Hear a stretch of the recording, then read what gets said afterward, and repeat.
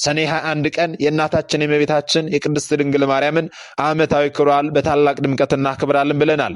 ይህንን ክብረ በዓል ስለምንድን ነው የምናከብረው ስንል ይህንን ክብረ በዓል የምናከብረው በሁለት ዋና ዋና ምክንያቶች ነው።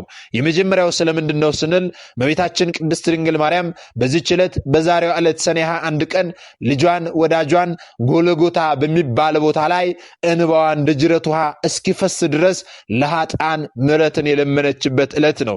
ጌታችንም ልመናዋን ተቀብሎ ቃል ኪዳንን የገባላት ዕለት ነው። በዚህም ምክንያት ሰኔ ጎልጎታ እያልን ይህንን ክብረ በዓል በታላቅ ድምቀት እናከብራለን። ሁለተኛው ምክንያት ደግሞ ስለምንድን ነው ስንል በአዲስ ኪዳን የመጀመሪያዋ ቤተክርስቲያን በእናታችን በእመቤታችን በቅድስት ድንግል ማርያም ስም ሰኔ 20 ቀን ታንጻ ሰኔ 21 ቀን ደግሞ ቅዳሴ ቤቷ የተከበረበት ዕለት ነው። በዚህም ምክንያት ሕንጸተ ቤተክርስቲያን እያልን ይህንን ክብረ በዓል በታላቅ ድምቀት እናከብራለን ብለናል። ታዲያ ጥንተ ነገሩ እንዴት ነው፣ ታሪኩ እንዴት ነው የሚለውን ማወቅ ያስፈልጋልና እመቤታችን ቅድስት ድንግል ማርያም በጎልጎታ ምን እያለች ጌታዋን ለመነችው፣ እንደዚሁም ደግሞ ጌታችንስ ምን አይነት ቃል ኪዳን እንገባላትና ይህንን አጠር አድርገን እንመለከታለን ማለት ነው።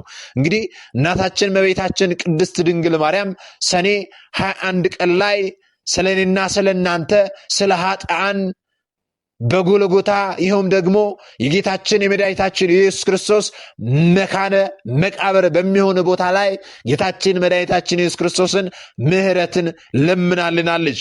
ምን እያለች ጌታችንን ለመነችው ካልን ደግሞ እናታችን እመቤታችን ቅድስት ድንግል ማርያም እንዲህ ስትል ጌታችንን ተማጸነችው። አቤቱ እኔ እናትህ ገረድ የምሆን በማኅፀኔ 9 ወር ከ5 ቀን ተሸክሜሃለሁና ጡቶቼንም 4 ዓመት እየጠባህ አድገሃልና እለምንሃለሁ ማልድሃለሁ አለች።